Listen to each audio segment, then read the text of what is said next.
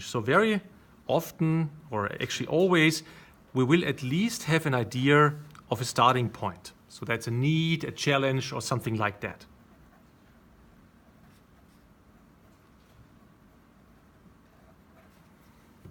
And we would try to put that in the middle of our mind map so that it is an orientation point. And so then as a team, we would start exploring that. And so some startup teams, they really cover a whole physical wall in their offices where they put in all the information that concerns that problem field they are working at. So over time, they will add up new fields that they figure out important for that problem or challenge in the middle. And they will come up with a lot of new information, a lot of new fields, a lot of new information that they somehow have to bring into order and they somehow need to understand. So some of that will be more straightforward, some other aspects will maybe not be linked. And so over time, as a startup team, we really maybe map a whole wall in our offices where we have a lot of information. What this means is, or the advantages that it brings is, we stay very flexible. So on the one hand, we still know, what was our starting point. But on the other hand, we figure out over time, okay, maybe here is a very interesting aspect that we did not have on the radar so far, or maybe up here, or maybe down here, those two aspects. So we are able to identify stuff and we are able to take different directions over time. And what you see already now from this mind map is that it has certain elements that we have already seen in visual approaches. So the more neutral elements that we have here is any form of containers and any form of connectors.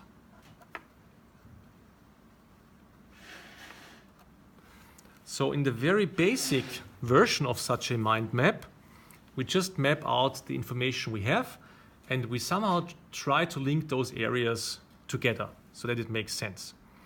And so as a team, maybe over time I discovered that, okay, I started here and it's still linked to that, but maybe I found a very interesting area over here and maybe this becomes the center of my business model where I can generate value. And actually then I moved quite far away from the center, but because I mapped all that space, I have good information about that. And what we have then, what you might know from business model generation or working with the business model canvas is that we try to map the information, and as we start doing that, we are actually looking for pain points.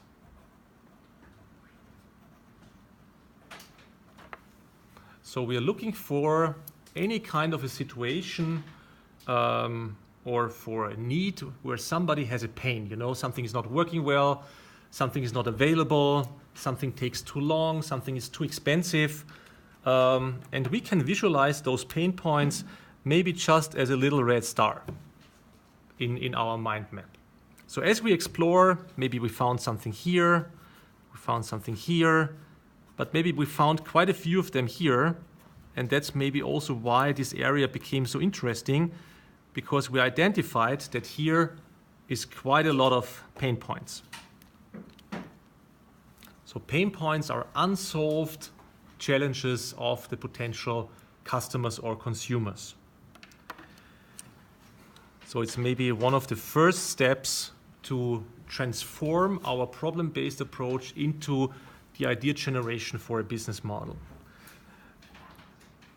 So as we identify those pain points, we will also identify people or segments. Why? Because those pain points, of course, concern people. Yes. So if there is no person, then there actually should not be a pain point. Yes. So pain points are automatically somehow related to a certain segment or to certain people. Yeah.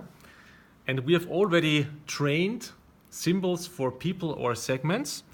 So here we can use any of our people visual. Yes, like here the star figure. And so again, very likely whenever I have a pain point, I will also maybe have one segment that is concerned by that pain point, but maybe sometimes I have different segments, yeah, who face that pain point. And so also over here, very likely I will be able to identify a couple of different segments that face a specific pain. And maybe I can also give them a number, make an index, so that later on I can track, what kind of segments have I actually found there. And so this is very valuable work for a founder or for a startup team, because what we have now already is like a whole mind map of the information in our field of interest. We have identified some important pain points, and we have identified potential segments. And when I know segments and pain points, then usually I can take it even a step further. I can try to understand what do they actually want to achieve. Yeah? So not only what is the pain, but how is the pain hindering them? Yes, what do they want to achieve? And that is usually called the job to be done.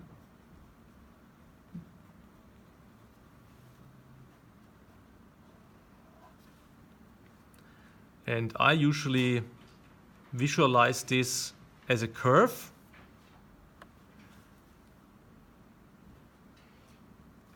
Because usually the job to be done follows a certain structure. You have the execution in the middle, you have a pre-phase, and you have a post-phase. Now, that's now going quite in detail, but if we stay on the meter level, then we can also, we can just have a letter symbol, just a J for jobs. And so again, every segment here could have, one job to be done, or there could be several jobs to be done.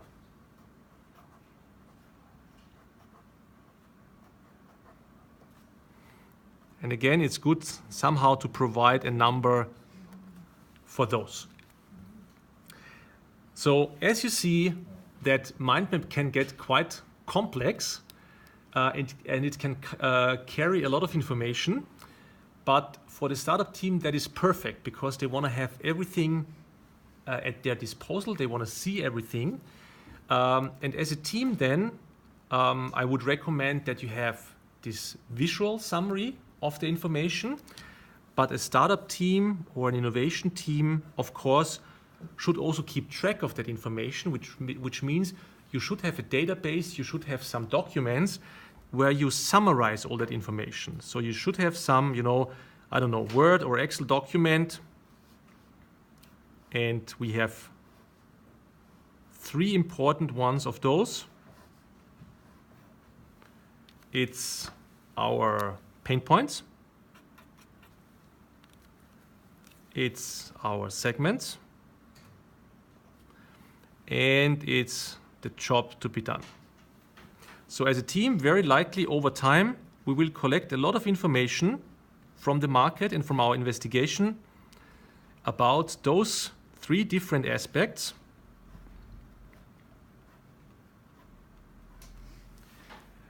Which will allow us to base our business model.